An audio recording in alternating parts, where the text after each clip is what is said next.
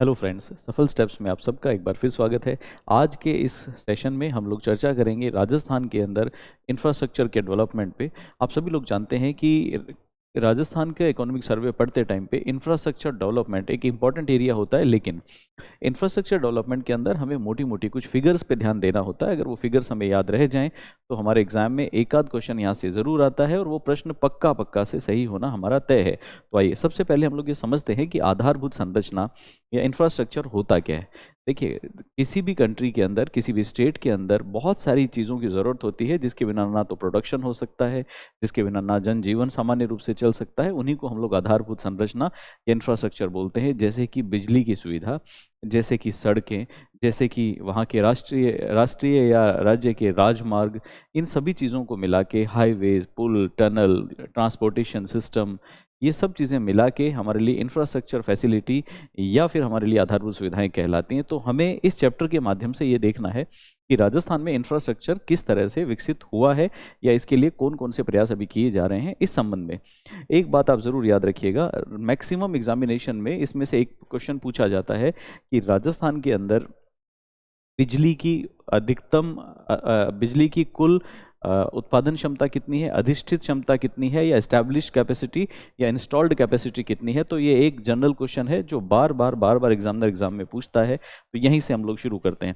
सबसे पहले आधारभूत संरचना में हम पहला एरिया पढ़ रहे हैं जिसका नाम है ऊर्जा। ऊर्जा का मतलब आप जानते हैं, हम यहाँ पे पावर सप्लाई या एनर्जी की बात करें, बिजली की बात करें। अब आज के दिन मॉडर्न एरा है जिसके अंदर कई प्रकार की बिजली का उत्पादन, बिजली का उत्पादन कई प्रकार से किया जा रहा है। जैसे कि जल विद्युत, पानी से बनने वाली बिजली है, हाइड्रो जिसको बोलते हैं हाइड्रो इलेक्ट्रिसिटी, या फिर उसी के साथ साथ थर्मल इलेक्ट्रिसिटी या कोयले से बनने वाली बिजली भी है। कोयले के अलावा जो बायोमास है उससे बनने वाली भी बायो इलेक्ट्रिसिटी भी है। इसके अलावा हम लोग जानते हैं कि कचरे से भी बिजली बनाई जाती है। कचरे के अलावा एटॉमिक एनर्जी, बिजली परमाणु से भी बिजली बन रही है। तो कई प्रकार की बिजली उत्पादन की चीज़ें हैं। सोलर एनर्जी, विंड एनर्जी, ये सब तो है ही। तो हमें इन सभी में देखना है कि हमारे स्टेट में कौन कौन से माध्यम को यूज़ लिया जा रहा है, कौन सा सबसे ज़्यादा है, कौन सा सबसे कम है, और आगे क्या संभावना विद्यमान है। तो आइए देखते हैं। सबसे पहले राज्य में ऊर्जा उत्पादन के कौन कौन से साधन हैं। तो सबसे प्रमुख स्रोत में राजस्थान में है तापीय संयंत्र। और तापीय संयंत्र राजस्थान में प्रमुख होना बनता भी है। क्यों प्रमुख होना बनता है? क्योंकि राजस्थान के अंदर पानी से बिजली बनाने की फैसिलिटी, पानी से बिजली बनाने की संभावना बहुत ज़्यादा नहीं है। तो तापीय बिजली है। तापीय बिजली के अलावा पवन ऊर्जा, विंड एनर्जी है। विंड एनर्जी के अलावा पन बिजली, पन बिजली का मतलब हो गया आपके लिए सोलर एनर्जी, पानी वाली बिजली, बायोमास, कैप्टिव, और इसके अलावा ये सारी चीज़ें हैं। अब यहाँ पे राजस्थान में दो तरह की परियोजनाएं चलती हैं। कौन कौन सी? एक तो अंतर्राज्यीय परियोजनाएं, दो राज्यों के बीच में जुड़ाव करने वाली परियोजनाएं भी चलती हैं। कुछ परियोजनाएं राज्य सरकार की खुद की हैं, कुछ केंद्र सरकार की भागीदारी से चल रही हैं। तो कई तरह के हैं, और राजस्थान में परमाणु ऊर्जा भी है। अब इसको हम इंग्लिश में बोलते हैं इंस्टॉल्ड कैपेसिटी, अधिष्ठापित क्षमता। मतलब टोटल मैक्सिमम अगर हम लोग सारा प्रोडक्शन करें तो ज़्यादा से ज़्यादा कितनी बिजली बना सकते हैं। तो हमारी 2021-22 में दिसंबर तक 1342 मेगावाट की इंस्टॉल्ड कैपेसिटी थी, जो 1342.50 मेगावाट की इंक्रीज हुआ है हमारे यहाँ पे। इसका मतलब टोटल इंस्टॉल्ड कैपेसिटी हमारी बढ़ के आज के दिन 23,321.40 मेगावाट हो गई है। ये वो फिगर है जो मोस्ट इंपॉर्टेंट है, जिसको आपको ठीक से याद कर लेना है कि राजस्थान में आज के दिन कुल अधिष्ठापित क्षमता या कुल बिजली की क्षमता 23,321.40 मेगावाट है। अब अगर आप इसको देखना चाहें कि इसका ब्रेकअप क्या है, 23,341.40 मेगावाट बिजली किस तरह से आई, तो सारी फिगर्स मेगावाट में है। राजस्थान की कुछ परियोजनाएं हैं जो सरकार की स्वयं की है, मतलब राजस्थान की खुद की हैं। कुछ ऐसी हैं जो केंद्र सरकार की योजनाओं में से राज्य को हिस्सा मिला हुआ है, और कुछ ऐसी हैं जो निजी क्षेत्र की या सरकारी कंपनियों की योजनाएं हैं। उन सबको मिला के देखते हैं। सबसे पहले गवर्नमेंट की खुद की तापीय बिजली, सात मतलब थर्मल पावर 7,803, हाइड्रल पावर है 10,017, और गैस वाली एनर्जी है 630। इस तरह से स्टेट गवर्नमेंट की खुद की जो कैपेसिटी है वो है 9,450। उसके बाद सेंट्रल प्रोसेस्ड जो है, सेंट्रली फंडेड या सेंट्रली पार्टनर्ड है, वो कौन कौन सी हैं। तो उसके अंदर अगर हम लोग देखें तो टोटल मिला के है हमारे पास 3,321। और याद रखिएगा, परमाणु एनर्जी यहाँ पे राजस्थान सरकार की खुद की नहीं है, केंद्रीय परियोजनाओं में से है। बाकी अगर हम लोग देखें तो सोलर का, पवन का, बायोमास का और तापीय विद्युत का मिला के, और ये हो जाता है 10,458, टोटल मिला के 23,321.40। तो इसमें इंडिविजुअली अलग अलग क्वेश्चन तो नहीं पूछे जाते, लेकिन फिर भी आप चाहें तो इस तरह से भी आप चाहें तो इनको जोड़ के याद कर सकते हैं। जैसे 1, 2 और यहाँ से ये रहा 3, इनको जोड़ ले तो आपको पता चल जाएगा कि राजस्थान में तापीय विद्युत या थर्मल पावर की कुल कैपेसिटी कितनी है। लेकिन यहाँ तक एक ही इंपॉर्टेंट फिगर है, 23,321.40 राजस्थान की कुल अधिष्ठापित क्षमता। उसके बाद अगली चीज़ है जिसका नाम है प्रसारण तंत्र। प्रसारण तंत्र गवर्नमेंट इन्फॉर्म तो करती है, लेकिन अभी तक का जो हमारा एक्सपीरियंस है उसके हिसाब से किसी भी एग्जाम में प्रसारण तंत्र के बारे में नहीं पूछा गया। प्रसारण का मतलब होता है बिजली जहाँ पे बनती है वहाँ से बिजली ग्रिड तक या सप्लाई चेन तक पहुंचाई जाती है। तो आपके घरों से पहले ग्रिड तक जब बिजली आती है, फीडर तक बिजली आती है, वहाँ तक बिजली पहुंचाने के लिए जो लाइनें काम आती हैं उनको हम लोग ट्रांसमिशन लाइन बोलते हैं। जब आप हाईवे वगैरह पे निकलते हैं तो आपने हाई टेंशन लाइन या बड़ी बड़ी लाइनें देखी होंगी, बहुत ऊंची ऊंची लाइनें होती हैं। उनके खंभे भी नॉर्मल घरों जैसे सीधे खंभे नहीं होते, कुछ ऐसे क्रॉस बने हुए इस तरह के बड़े बड़े खंभे होते हैं, वो ट्रांसमिशन लाइन्स हैं।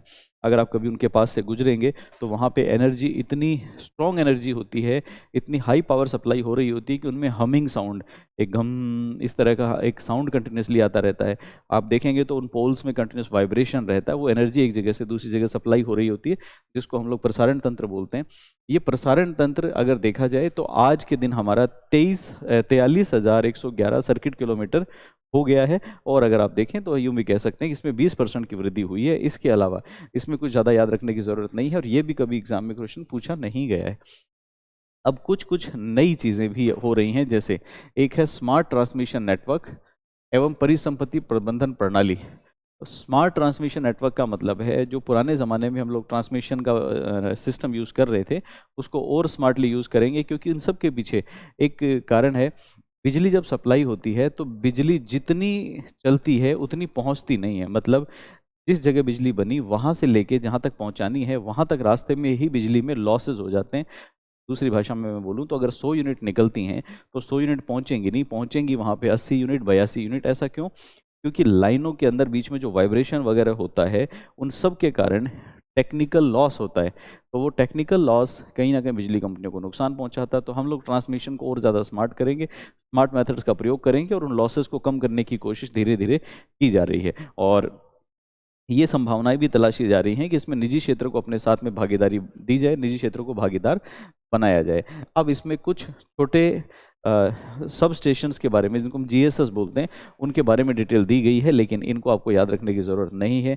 उसका कारण ये है कि ये सिर्फ सरकार आंकड़े देने की बात करती है, और विधानसभा में खड़े होकर आंकड़े पढ़ने होते हैं। अदरवाइज हर साल 2, 4, 5, 6, 10, 12 जीएसएस बनते हैं, और वो कहाँ तक आप ये, इनको हम सब स्टेशन बोलते हैं, कहाँ तक ये सब स्टेशन आप याद करते रहेंगे और आपके एग्जाम में नहीं पूछा जाता है। ये तो वो वाली बात हो गई। ये थोड़ी पूछ सकते हैं कि आपके गांव की गली नंबर 3 के आगे ट्रांसफार्मर कितने लगे हैं, तो इस तरह के प्रश्न नहीं आते हैं, इसलिए उनको आप इग्नोर कर सकते हैं। उसके बाद एक इम्पॉर्टेंट चीज़ है जिसको आप चाहें तो याद कर सकते हैं, जिसका नाम है रूरल इलेक्ट्रिफिकेशन या ग्रामीण विद्युतीकरण। राज्य सरकार ने दिसंबर 2021 तक टोटल मिला के 43,201 गाँवों को पूरी तरह से इलेक्ट्रीफाई कर दिया। हालांकि ऑफिशियल फिगर ये है कि आज के दिन भारत में विलेज इलेक्ट्रिफिकेशन तो 100% पूरा हो चुका है। मतलब भारत के सभी गांवों तक हमने बिजली पहुंचा दी है, या तो पहुंचा दी ग्रिड वाली। ग्रिड वाली का मतलब है जब ग्रिड से पावर आता है और वायर के माध्यम से आपके घर तक पहुंचाया जाता है, या तो ग्रिड कनेक्टिविटी दे दी, और जहाँ पे ग्रिड ले जाना पॉसिबल नहीं है, बहुत रिमोट एरिया में रहते हैं, बहुत दूर जाके एक आध घर है, तो वहाँ पे सोलर के माध्यम से बिजली दे दी। लेकिन बिजली सब तक पहुँचा दी गई है, ऐसा गवर्नमेंट कहती है। उसके बाद बात आती है कृषि कनेक्शन की। कृषि कनेक्शन बिजली के संबंध में बेहद इंपॉर्टेंट मुद्दा रहता है, क्योंकि किसानों को बिजली देंगे तो किसानों को सिंचाई का मौका मिलेगा। किसान सिंचाई अच्छी करेंगे तो अच्छी सिंचाई करने से फसल अच्छी होगी, और किसान खुशहाल तो पूरा देश खुशहाल। तो ये सारी चीज़ें हैं। तो एक यहाँ पे फिगर है कि 60,672 नए कृषि कनेक्शन दिए गए, लेकिन मैं इसको रिकमेंड नहीं करूँगा कि आपको याद रखने की ज़रूरत है, नहीं याद करना है, एग्जाम में यह नहीं पूछा जाएगा। लेकिन ये पूछा जा सकता है जिसका नाम है पीएम कुसुम योजना। कुसुम योजना क्या है ये भी आप जानते हैं। बेसिकली कुसुम योजना के बहुत सारे पार्ट्स हैं, लेकिन फिर भी सारे पार्ट आप याद ना रखें, इतनी बात याद रख लें कि कुसुम योजना एक ऐसी योजना है जिसमें किसानों को diesel pump, petrol pump, diesel pump petrol pump का मतलब है पानी निकालने के लिए किसान जो पंप का यूज़ करता है वो डीजल से, पेट्रोल से, इलेक्ट्रिसिटी से चलते हैं, और उनकी बजाय किसानों को सोलर से चलने वाले पंप यहाँ पे इस योजना के अंतर्गत दिए जाते हैं। और कुछ ऐसे किसान हैं जहाँ तक बिजली नहीं पहुँच रही, जहाँ पे बिजली पहुँचती है तो कट बहुत ज़्यादा होते हैं, तो उनको सोलर सिस्टम से चलने वाले पंप दिए जा सकते हैं। और कौन देगा ये? रिन्यूएबल एनर्जी डिपार्टमेंट या रिन्यूएबल एनर्जी निगम, अक्षय ऊर्जा निगम। तो इसमें बहुत आसान सिंपल सा है कि मान लीजिए कि 33.11 किलोवाट सब स्टेशन के 5 किलोमीटर की परिधि में, तो सब स्टेशन का साइज हो गया, उसका 5 किलोमीटर का जो रेडियस है वहाँ पे जितने भी किसान हैं और अगर उनके पास बंजर भूमि है तो 0.5 मेगावाट से लेकर 2 मेगावाट क्षमता तक विकेंद्रीकृत संयंत्र हम लोग स्थापित कर रहे हैं। मतलब किसानों को सीधी बात सोलर के माध्यम से किसानों तक ऊर्जा पहुंचा रहे हैं। और अगर कोई किसान बहुत ही दूर है तो फिर ग्रिड से कनेक्टेड नहीं है तो उनको हम लोग हाई पावर वाला सोलर से चलने वाला पंप प्रोवाइड कर रहे हैं जिससे वो सिंचाई कर सकते हैं। अगली योजना है जो राजस्थान सरकार की फ्लैगशिप योजनाओं में से एक है, मुख्यमंत्री किसान मित्र ऊर्जा योजना। ये किसान मित्र ऊर्जा योजना क्या है? देखिए, हम ये चाहते हैं कि किसानों की ज़िंदगी और बेहतर हो सके और ग्रामीण कृषि उपभोक्ताओं की ज़िंदगी और बेहतर हो सके, इसलिए डायरेक्ट बेनिफिट ट्रांसफ़र का मतलब होता है सीधा लाभार्थी के खाते में पैसे जमा करा देना।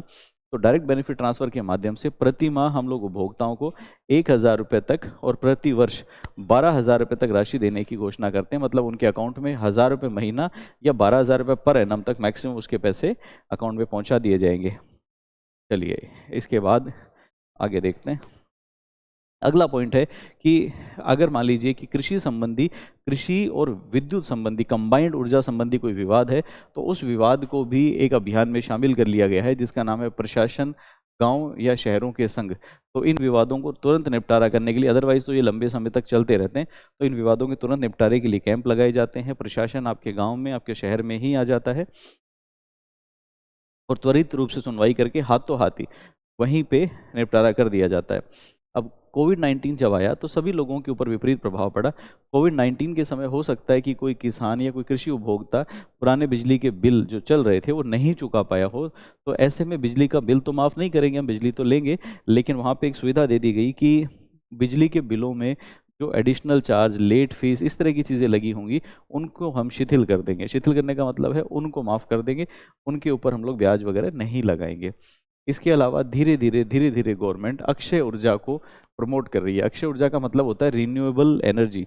रिन्यूएबल एनर्जी का मतलब है वो ऊर्जा जो बार बार नवीनीकृत की जा सकती है, जो समाप्त नहीं होती। दूसरी भाषा में सौर ऊर्जा और पवन ऊर्जा, ये मुख्य रूप से 2 रिन्यूएबल एनर्जी में आती हैं। तो इनको प्रमोट करने के लिए हमारे यहाँ पे एक तो भारत के अंदर मंत्रालय बना हुआ है जिसका नाम है नवीन एवं नवीनीकरण ऊर्जा मंत्रालय, मिनिस्ट्री ऑफ रिन्यूएबल एनर्जी, वो अलग से बनी हुई है। वो अक्षय ऊर्जा के मामले में एक नोडल एजेंसी के रूप में काम करती है। और इसके साथ साथ एक और एजेंसी बनाई गई है जिसका नाम है bureau of energy efficiency, bureau of energy efficiency. उसके बाद हम लोग चलते हैं आगे। राजस्थान में अगर हम लोग देखें तो राजस्थान में अक्षय ऊर्जा के कौन कौन से काम हो रहे हैं, जिसमें सबसे पहले है सौर ऊर्जा उत्पादन। और राजस्थान में ये करता कौन है? राजस्थान अक्षय ऊर्जा निगम लिमिटेड, जिसको हम लोग बोलते हैं Rajasthan renewable energy corporation, short में बोला जाता है RREC। तो राजस्थान में सौर ऊर्जा के मामले में बहुत ही ज़्यादा संभावनाएं विद्यमान है, क्योंकि खास बात क्या है, राजस्थान में सौर विकिरण सबसे ज़्यादा तीव्र होते हैं, मतलब सूरज की किरणें सबसे ज़्यादा तीव्र होती हैं। राजस्थान के अंदर लगभग 6-7 किलोवाट घंटे के हिसाब से धूप उनको मिल जाती है प्रति वर्ग मीटर प्रतिदिन, या अधिकतम देखें तो अधिकतम सौर दिवस राजस्थान में होते हैं। इन सभी कारणों से सौर ऊर्जा के क्षेत्र में राजस्थान में बहुत ज़्यादा संभावना विद्यमान है। और दूसरा, जिस समय वर्षा होती है उस समय सोलर पावर जनरेट कम हो पाती है, लेकिन राजस्थान में वर्षा भी लगभग ना के बराबर है। तो इन सभी फैक्टर्स के कारण राजस्थान ऊर्जा में, सौर ऊर्जा में काफ़ी समृद्ध है। अब राजस्थान में प्राइवेट सेक्टर के, गवर्नमेंट सेक्टर के बहुत सारे सौर ऊर्जा के प्लांट लग रहे हैं। अभी फिलहाल राजस्थान में 142 गीगावाट क्षमता सौर ऊर्जा वाली स्थापित की जा सकती है। ऐसी संभावनाएं हैं कि हम चाहें तो 142 गीगावाट तक क्षमता राजस्थान में हो सकती है। अभी तक राजस्थान के अंदर टोटल जो क्षमता यहाँ पे है वो 9,228.70 मेगावाट है। और इस 9,228.70 के अंदर जो रूफटॉप सिस्टम है वो भी शामिल है। रूफटॉप सिस्टम का मतलब है, आपने देखा होगा कि कुछ लोग अपने घरों के ऊपर घरों के ऊपर सोलर पैनल लगा लेते हैं और बिजली जनरेट करते हैं, तो वो भी इसके अंदर इंक्लूडेड है। उसके बाद अगला है सोलर पार्क एवं मेगा सोलर पावर प्रोजेक्ट का विकल्प। सोलर पार्क का मतलब है एक जगह ऐसी चिन्हित कर दी जाती है जहाँ पे बहुत सारी सोलर यूनिट लगती है और सोलर से बिजली जनरेट करने की कोशिश करते हैं। तो आप याद कर लीजिए कहाँ पे है। जोधपुर में भड़ला सोलर पार्क है। तो भड़ला जोधपुर के अंदर 2245 मेगावाट क्षमता का सोलर पार्क 4 फेज के अंदर विकसित किया जा रहा है। भड़ला सोलर पार्क याद कर लीजिए। इस सोलर पार्क के अंदर 3 निर्माणाधीन, इसके अलावा 3 निर्माणाधीन योजनाएं और भी हैं, वो याद कर लीजिए कौन कौन सी है। पहली है Phalodi Pokhran solar park 750 megawatt की। इसके अलावा दूसरी है फलेहगढ़ फेज 1B और तीसरी है नोखा 925 मेगावाट सोलर पार्क। तो ये तीनों नाम आप याद कर सकते हैं कि ये सब नवीन कार्यक्रम चल रहे हैं। और इसके अलावा रूफटॉप सोलर पावर प्रोजेक्ट तो चल ही रहा है। लोगों को प्रोत्साहित किया जाता है कि आप अपने घर की छत पे सोलर पैनल लगा लीजिए, उससे सौर ऊर्जा उत्पन्न होगी। जो सौर ऊर्जा उत्पन्न होगी वो अपने आप ही वहाँ से ही वायर के माध्यम से ग्रिड में सप्लाई हो जाएगी। ग्रिड में सप्लाई हो जाने से क्या होगा, मान लीजिए कि आपका जो सोलर प्रोजेक्ट है जो आपने छत पे लगा रखा है, उसने महीने की 400 यूनिट बनाई, 400 यूनिट बिजली बनाई और आपके घर की खपत 600 यूनिट है, तो 600 में से 400 घट जाएंगी, आपको सिर्फ 200 यूनिट का ही बिल देना पड़ेगा। बट ऐसी संभावना भी है कि आपने बनाई है 600 यूनिट और आपका कंजम्पशन हुआ 400 यूनिट, तो 200 यूनिट आपने एक्स्ट्रा बनाई, उन 200 यूनिट के आपको पैसे मिलेंगे और वो पैसे पहले से फिक्स हैं, लगभग 4 रुपये के आसपास पर यूनिट वो पैसे आपको मिल जाते हैं। उसके बाद आगे देखते हैं हम लोग। अगला है अक्षय ऊर्जा सर्विस कंपनी रेस्को। ये बेसिकली वही सोलर रूफटॉप के लिए है और मैंने आपको बताया था कि 4 रुपये के आसपास, तो 4 रुपये 15 पैसे प्रति यूनिट ये यहाँ पे मिल जाता है। उसके बाद पवन ऊर्जा कार्यक्रम अगर हम लोग देखें तो पवन ऊर्जा में भी राजस्थान में बहुत ज़्यादा संभावनाएं हैं, क्योंकि जो राजस्थान का रेगिस्तानी एरिया है वो खुला एरिया है, उसके अंदर हवा का प्रवाह बहुत तेज़ होता है। आपने तो देखा है कि राजस्थान में जब आंधियाँ चलती हैं तो इतनी तेज़ आंधियाँ चलती हैं कि टीले एक जगह से दूसरी जगह परमानेंटली शिफ्ट हो जाते हैं, जो आज यहाँ है कल कहीं और होगा। तो इसके लिए राजस्थान के अंदर विंड एनर्जी और हाइब्रिड एनर्जी, इसकी भी खूब सारी संभावनाएं हैं। इसके लिए राजस्थान में भारत में एक इंस्टीट्यूट है जिसका नाम है national institute of wind and energy. वो बेसिकली इसके बारे में रिसर्च करता है और उनके एक अध्ययन के हिसाब से 120 मीटर हब की ऊंचाई पर राजस्थान के अंदर अगर ये क्षमता लगाई जाए, पवन ऊर्जा लगाई जाए, तो 1,27,750 मेगावाट की राजस्थान की कैपेसिटी हो सकती है। तो ये एक राजस्थान में उभरता हुआ एरिया है। इसके अलावा है बायोमास ऊर्जा। बायोमास ऊर्जा का मतलब है कि जो खेती वगैरह करते समय फसल का कचरा तूड़ा ये बच जाता है, उनको जला के यूं ही खराब कर दिया जाता है। यूं खराब करने की बजाय उनको बिजली उत्पादन में काम लिया जा सकता है और ये जस्ट अनुमान है कि इन सबको काम में ले तो एक अच्छी खासी बिजली क्षमता यहाँ पे राजस्थान में हो सकती। उसके बाद अगला है ऊर्जा संरक्षण कार्यक्रम। ऊर्जा संरक्षण कार्यक्रम नाम से ही पता चल रहा है कि इसके अंदर हम लोग बिजली के संरक्षण के लिए प्रयास करते हैं। ये कैसे होता है देखिए, इसके अंदर बेसिकली हम लोग जो छोटे मोटे उद्योग हैं उनको, सरकारी भवन को, अस्पताल को, इन सभी को या व्यक्तिगत संस्थाओं को, इन सभी को इसमें शामिल करते हैं और इनमें से जो ब्यूरो ऑफ एनर्जी एफिशिएंसी के हिसाब से सबसे ज़्यादा अच्छी परफॉर्मेंस दे के बिजली को बचा रहा है उसको हम लोग यहाँ पे पुरस्कृत करते हैं। उसके बाद अगली चीज़ हम लोग पढ़ते हैं सड़कों के बारे में कि राजस्थान में सड़कों की स्थिति क्या है। देखिए, सड़कों की स्थिति में भी मैं ये कहूँगा आपको कि हर चीज़ याद नहीं रह सकती, क्योंकि सड़क तो रोज़ बनती है। अब ये सारी सड़कें तो नहीं याद रहेंगी, लेकिन मोटी मोटी बातें याद आप कर सकते हैं। तो सबसे पहले तो हर विधानसभा में एक इम्पॉर्टेंट बजट घोषणा है, हर विधानसभा क्षेत्र में 5 करोड़ रुपए की लागत से मिसिंग लिंक और नॉन पैचेबल सड़कों का निर्माण किया जाना है। इसका मतलब कुछ ऐसी सड़कें हैं जो टूट फूट गई हैं और उनके ऊपर पैच लगा के ठीक नहीं किया जा सकता। आपने देखा होगा सड़क पे थोड़ा सा खड्डा हो गया, पैच डाल के ठीक कर दिया जाता है। जिनको पैच से ठीक नहीं किया जा सकता वो नॉन पैचेबल कहलाती हैं। इसके अलावा मिसिंग लिंक का मतलब है कि 2 सड़कें हैं राजस्थान में, किसी गांव में, किसी एरिया में, विधानसभा क्षेत्र में, लेकिन उन दोनों को जोड़ने वाली सड़क नहीं है। एक सड़क इधर चल रही है, एक इधर चल रही है, दोनों ठीक हैं, लेकिन बीच में उनके कनेक्टिंग रोड नहीं है, तो वो भी मिसिंग लिंक सड़क है बोलते हैं। तो इनको बनाने के लिए 5 करोड़ रुपए प्रत्येक विधानसभा क्षेत्र में खर्च किए जाएंगे। इसके साथ साथ ऐसी सड़कों का निर्माण करने की हम लोग कोशिश कर रहे हैं जो 41 धार्मिक स्थल और पर्यटन स्थल उनको आपस में जोड़ेंगे। एक इम्पॉर्टेंट बात है कि 31 मार्च 2021 तक राज्य में प्रति 100 वर्ग किलोमीटर पर सड़कों का घनत्व 79.76 किलोमीटर है। तो अगर 100 किलोमीटर राजस्थान में देखें तो 100 किलोमीटर में लगभग 80 किलोमीटर की सड़कें हैं, जबकि राष्ट्रीय घनत्व जो है वो प्रति 100 वर्ग किलोमीटर पर 161.71 किलोमीटर है। इसका मतलब राजस्थान अभी इसमें काफ़ी पिछड़ा हुआ है।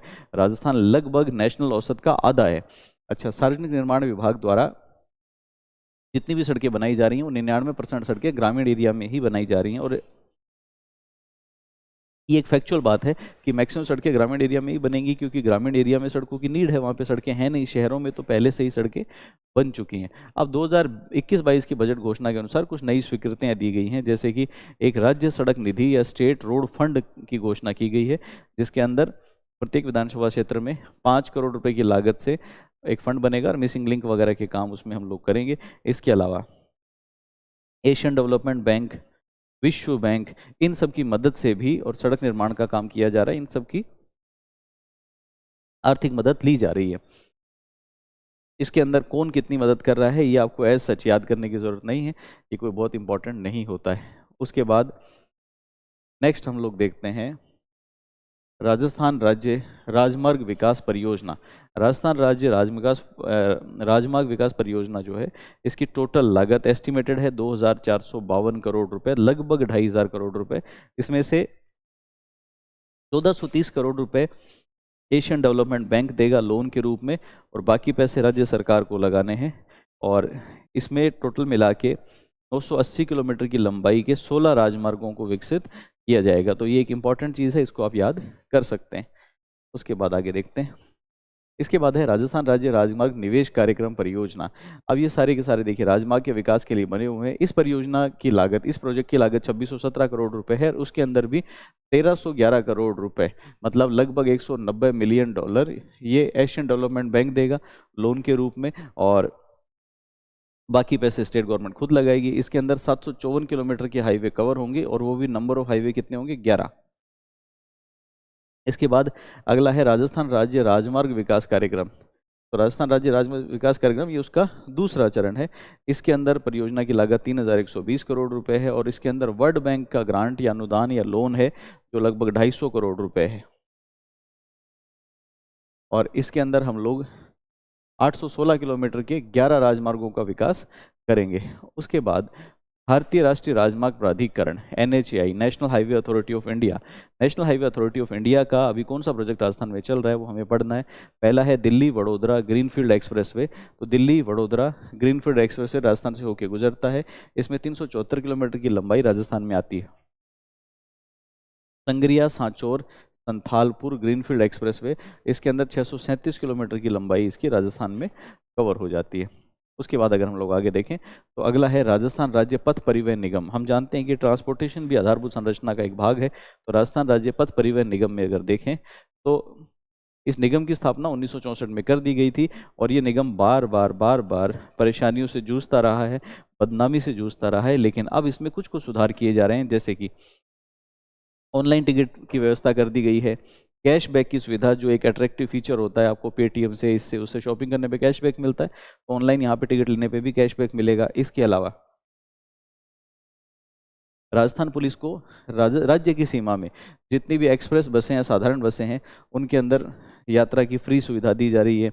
ये तो आप जानते हैं, एक इम्पॉर्टेंट बात है कि जो प्रतियोगी परीक्षाएं जितनी भी हो रही हैं उनमें भी राज्य सरकार ने योजना ला दी है कि सभी प्रतियोगी परीक्षाओं के अंदर परीक्षा देने वाले लोगों को अगर वो अपना ID कार्ड दिखाते हैं, एडमिट कार्ड दिखाते हैं, तो उनको फ्री यात्रा की, निःशुल्क यात्रा की सुविधा दी जाएगी। और सरकार सभी परीक्षाओं में अभी तो ये कर ही रही है। इसके अलावा स्मार्ट कार्ड वाले जो यात्री हैं उनको घर तक पहुंचाने की व्यवस्था भी गवर्नमेंट कर रही है। इन सब के अलावा देखें तो मोटर वाहन पंजीयन के संबंध में, मतलब गाड़ियों के रजिस्ट्रेशन के संबंध में भी सरकार काम कर रही है, और 10 नए RTO बना दिए गए हैं। लेकिन अब ये आपको इम्पोर्टेंट नहीं है, ये याद करने की ज़रूरत नहीं है। रेलवे में अगर हम लोग देखें तो रेलवे में राज्य के अंदर 67,956 किलोमीटर लंबाई का रेल मार्ग है, जो भारत के टोटल रेल मार्ग का 8.83% है। उसके बाद इस चैप्टर की अंतिम बात, जिसको हम लोग बोलते हैं आपदा प्रबंधन, डिजास्टर मैनेजमेंट, सहायता और नागरिक सुरक्षा। देखिए वैसे तो इसमें कुछ याद करने लायक ऐसा सच होता नहीं है, लेकिन कुछ मोटी मोटी बातें हम लोग देख सकते हैं। एक तो हम लोगों ने आपदा निवारण निधि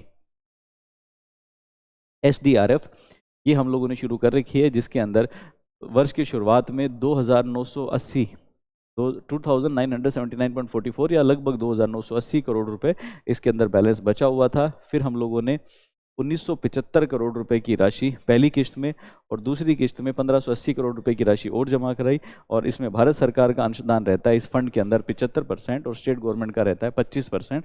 और इसका प्रयोग कहाँ किया जाता है? जब जब कोई आपदा आती है तो आपदा के निवारण में इसका प्रयोग किया जाता है। तो देखिए, ये हमारा चैप्टर था राजस्थान की आधारभूत संरचना के बारे में। आज के सेशन को हम लोग यहीं कंक्लूड करेंगे। जल्दी ही मिलेंगे हम लोग एक और चैप्टर के साथ में। तब तक आप लोग पढ़ते रहिए, रिवाइज करते रहिए। Keep learning, keep revising. Thanks a lot.